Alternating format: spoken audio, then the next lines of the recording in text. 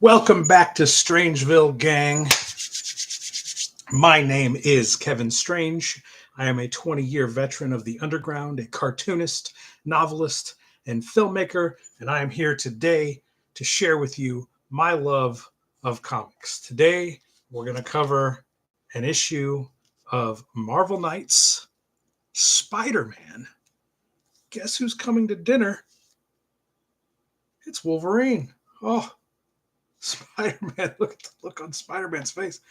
Spider-Man, old Peter Parker, is about to get cucked by none other than old man Logan. Before we get into that, we are so close to that 1,000 subscriber mark on the channel, gang. Thank you so much for your support and for watching all these comic book review videos that I've been doing on my channel recently. We've become a daily comic book review channel here in Strangeville. Comic books have been a major part of my life. I wanted to be a comic book artist from the time I was a wee lad. Some of my first memories were of making my mother draw me little monsters when I was a kid, just fascinated with the art of figure drawing and later of comic books. And they shaped me into the creator that I have become. And for the last 20 years, I've been telling stories. Most recently, I've been doing comics and graphic novels of my own, including this tome in front of you, this big 164-page full color graphic novel, one of my magnum opuses, one of the big crowning achievements of my career, Kevin Strange's Space Worms. And when we hit that 1,000 subscriber mark here on the channel, I'm going to put the digital version, the PDF version of Kevin Strange's Space Worms up for free for a month on my Patreon. Now, there's a link below to the Patreon where for $3 a month, you get access to 20 years of my comics, novels, and feature films, including Kevin Strange's Space Worms. Once we hit that 1,000 subscriber mark, this bad boy's going up for free for a month. It's an adult splatterpunk outlaw underground comic full of all the types of things that you can't show on YouTube. I am a singular creator. That means I wrote, laid out, penciled, inked, colored, lettered, and finished this book myself, and as well as all my other comics. You can also get Wizard of Ganj, you can get Too Many Dabs, you can also get Death of Strangeville, and many, many more of my books on the Patreon for $3 a month at the link below. You can become a member of this channel for $2.99 a month, and that gets you access to all of our future videos that have already been recorded. That's weeks, sometimes months in advance. You'll get access to our videos and all of the funds from the Patreon and the YouTube memberships and super thanks and super chats that you guys send in go towards the continuation of this channel in its current form, and my ability to continue to bring high quality comic book analysis and reviews like you've become accustomed to here on the channel. Now, I myself, not a big fan of Spider-Man.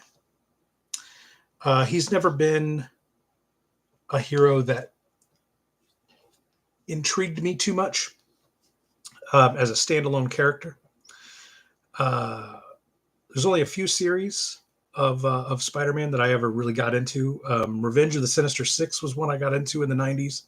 Liked that series. And Maximum Carnage was one of my favorites. I'm still in the process of collecting all the Maximum Carnages, and then I want to do a big review of the Maximum Carnage titles. But curiously, even though I'm not a big Spider-Man fan, Venom and Carnage are both two of my absolute favorite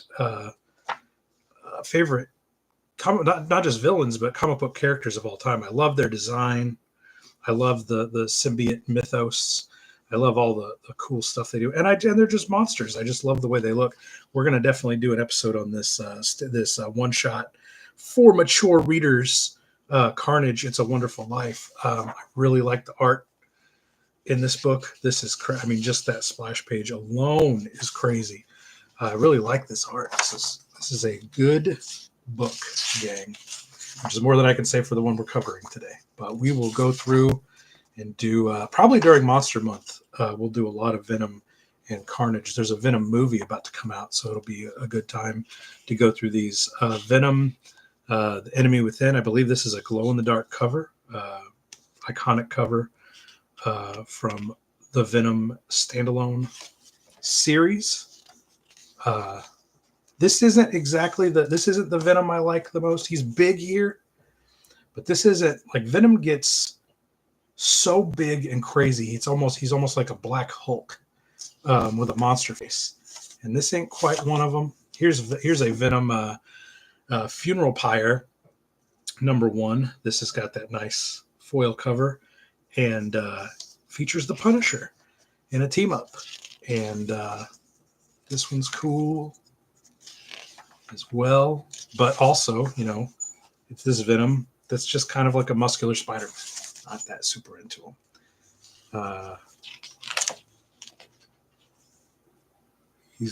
I like this Enemy Within series. He fights all the other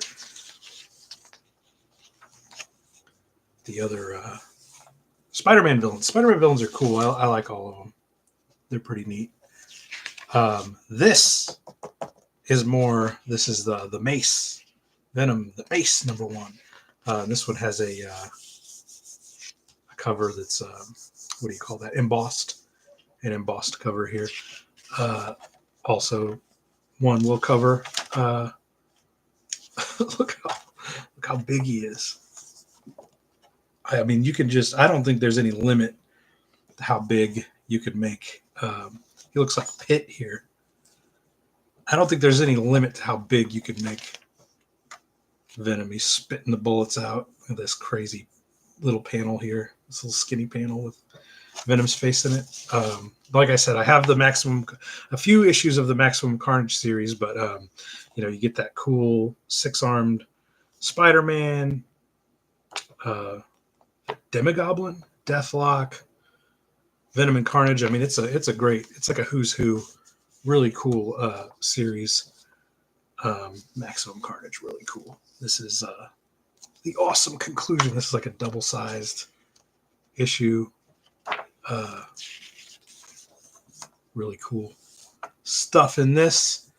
We'll cover Maximum Carnage, and the one like standalone Spider-Man series that I really liked. And I know this gets a lot of shit, especially because Twitter psycho Dan Slott writes it. But this Superior Spider-Man book, I thought this was just such a cool high concept, such an interesting new way to take this character.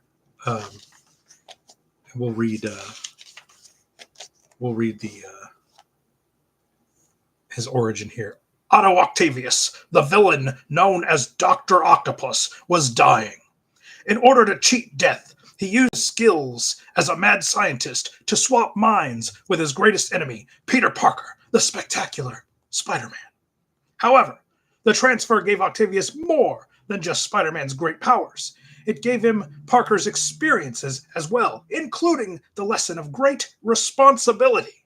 Now, Otto Octavius is beginning a new life as a hero, possibly the greatest hero of all, the Superior Spider-Man. I mean, that's just silly. That is an absolute silly premise, and I love it. I love that he's now a mad scientist trying to prove himself, that he's a better Spider-Man than Spider-Man. Cool series. I like this a lot. And you got Spider-Man floating around as a ghost throughout the series, all pissed off. I guess, yeah, being cucked. Here he is. Here's Ghost Peter Parker, just bitter that he's being cucked by Doc Ock in his own body. But that's not the cuckening we're here to talk about today. We're here to talk about, and we'll definitely do a deep dive into the Superior Spider-Man series. We're here to talk about this particular issue of Marvel Knights Spider-Man. Wild Blue Yonder, Part 1. Reginald Hudlin is the writer, with Billy Tan on pencils and John Sibbles on inks. And I have to say that this is some of the ugliest Spider-Man art I've ever seen. This was produced in 1995. I'm sorry, 2005. And so Joe Quesada, if I have that right, let me just read this straight up out of the Wikipedia so you guys don't roast me in the comments. I am not a historian of comic books. I'm just a fanboy. Ed Piskor was a historian of comic books, and the comic book industry killed him. So now you're stuck with me having to read off Wikipedia to get you guys the information about these books, and that will continue until the industry kills me too, and then y'all are on your own. So from Wikipedia, Marvel Knights is an imprint of Marvel Comics that contains standalone material taking place inside the Marvel Universe, Earth 616. The imprint originated in 1998 when Marvel outsourced 4 titles, Black Panther, Punisher, Daredevil, and Inhumans, to Joe Quesada and Jimmy Palmiotti's company, Event Comics. Event hired the creative team for the Knights line while Marvel published them. And that went on, and eventually Joe Quesada became the editor-in-chief of Marvel because these did well. I'm not sure this one did well, gang. So what we have here is the story of the Absorbing Man breaks out of jail here. So we're gonna read through this here a little bit. Just put an extra drop or 2 in there. Geez, you want to put the guy in a coma? What's in this stuff? Saltpeter? Saltpeter? The hell is saltpeter? Tell me what saltpeter is in the comments, gang. A lot stronger than that, rookie. Don't get comfortable just because these freaks are in high-tech cells. We don't know everything they can do. Sometimes they don't even know all their powers till they try it. That's why we put special drugs in their food to keep them chilled out. For example, this guy, he can turn into any substance he touches at will. He almost beat a Norse god. He'd rule the world if he weren't so stupid. The stuff we use on him is just backup. Creel? Chow time. Yeah? Well, I got something for you, too. And he smashes through the door. Sweet Jesus, look how unbearably, uncanny valley ugly that face is, gang. Can you see that? Do you see what I'm talking about? Blow that up on your fucking 4K high-def TV, and you tell me that's not nightmare fuel faces in this book. Prison break! Lockdown! All cells now! Oh boy. At least it's not as bad as New York. Now who's stupid? They'll never catch me now. And now we cut to, I guess this is Peter Parker's a teacher in this series. And you're not going to get away with not knowing the periodic table, so you better, well, bzing. Well, pick this up. Well, we'll pick this up tomorrow. I'm out of here. Can you believe she wore that? Just beat me your number. I will not touch a frog. I know what you did touch. Mr. Parker? Yes. You know what would make science class cool? No, but I am so hoping you'll tell me. If you explained how superheroes' powers worked. Like if you explained mutants and cosmic rays and gamma bombs and stuff, people are into that. Cool? I get extra credit for the idea? You know, that's not a bad idea. Whatever works. And this is one of the ugliest Peter Parkers I've ever seen in a comic book. This fella is just... Whew. Absorbing Man. Woo, he's tough. Good thing guys like the Avengers can handle characters like, uh-oh, help me out or I'll keep playing. He's playing, excuse me. I gotta sneeze here, gang. Apologies for those wearing headphones. Excuse me. This dude playing jazz back here. I never thought I could afford to live in a place like this. Of course, I never thought I'd be an Avenger either. Welcome home, Mr. Parker. Well, it ain't Queens, but it'll do. Hang on, this is Jeeves.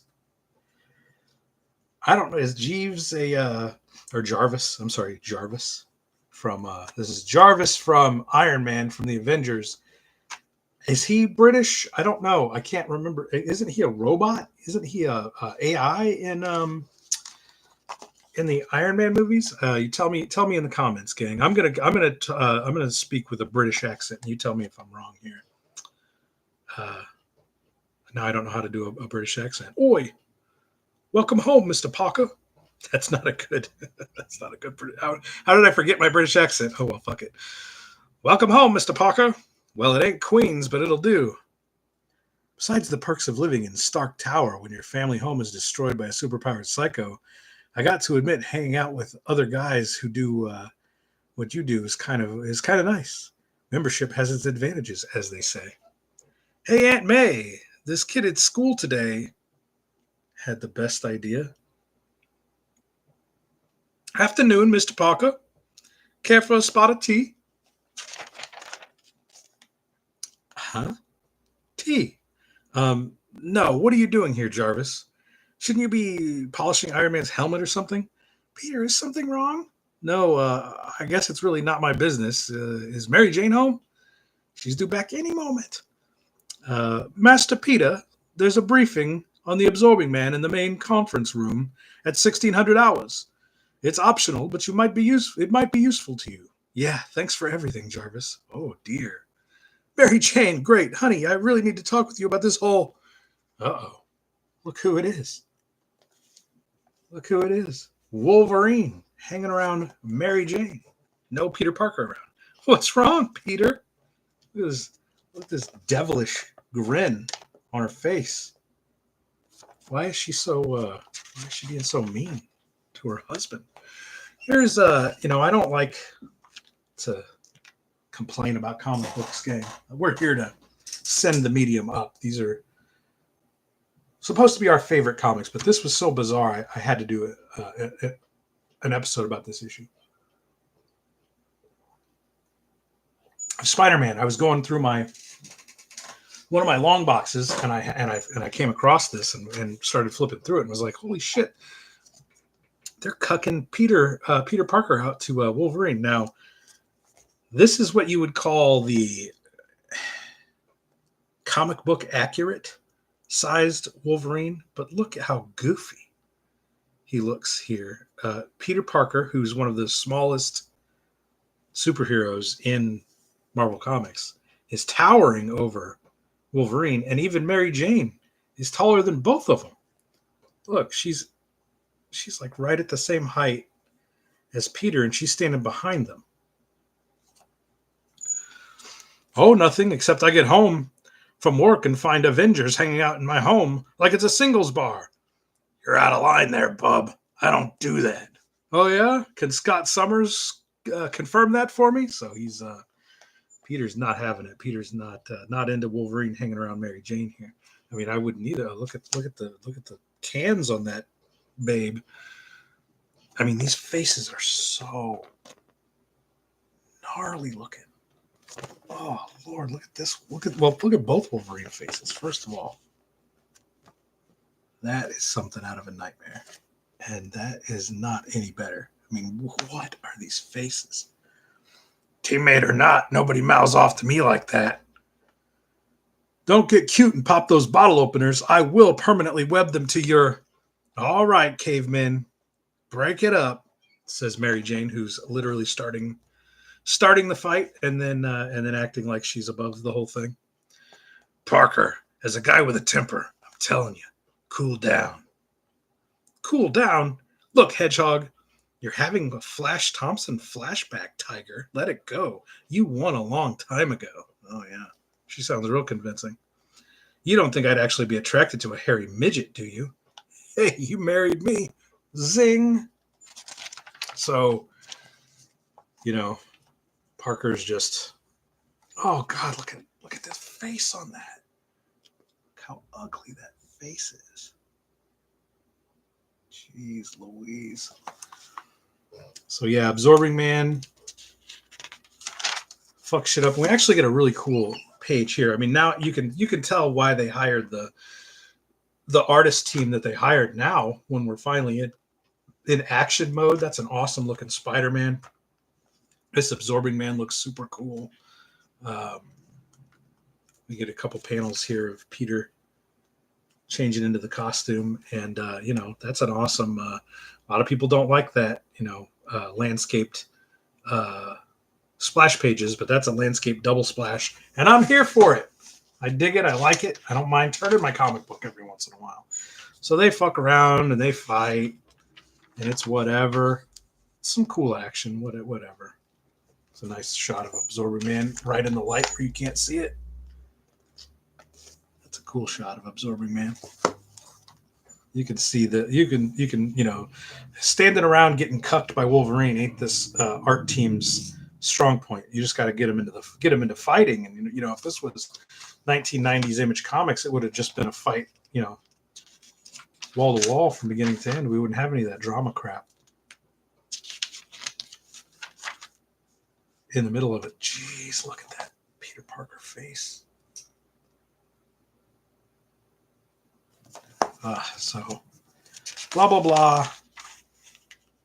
We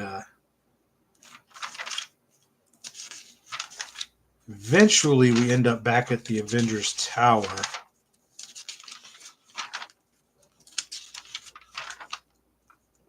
And everybody's assembled, including Wolverine and Spider-Man. Obviously, all of us are combat veterans with years of experience, but the Avengers function best as a well-drilled team whose members can anticipate each other's moves. We'll break into two teams, Spider-Man, Luke Cage, and myself on one team, and Iron Man, Wolverine, and Spider-Woman on the other. Skirmish begins in 5, 4, 3, 2. Look at that. Look at that Wolverine giving that fucking nobody mouths off to me. Remember what he said? Look at that scowl towards Spider-Man. And here they go. No jokes this time. Here's one I like. And he webs them all up. Yeah, now that was funny. Wolverine rips through the webbing. Tag, you're it, boy. And stabs Spider-Man in the chest. Logan, you idiot. Oh my God, he's been stabbed. You see Wolverine's claws all bloody. And you can't really see it because he's got a red suit, but he's got red blood all over him from where he got stabbed in the chest. So not only did Wolverine get some one-on-one time with Mary Jane and cuck Spider-Man in this issue, but then he gets so bent out of shape that Peter Parker's mad about it. He stabs him in the chest. And that's how we end this weird issue of Spider-Man. Marvel Knights Spider-Man from 2005.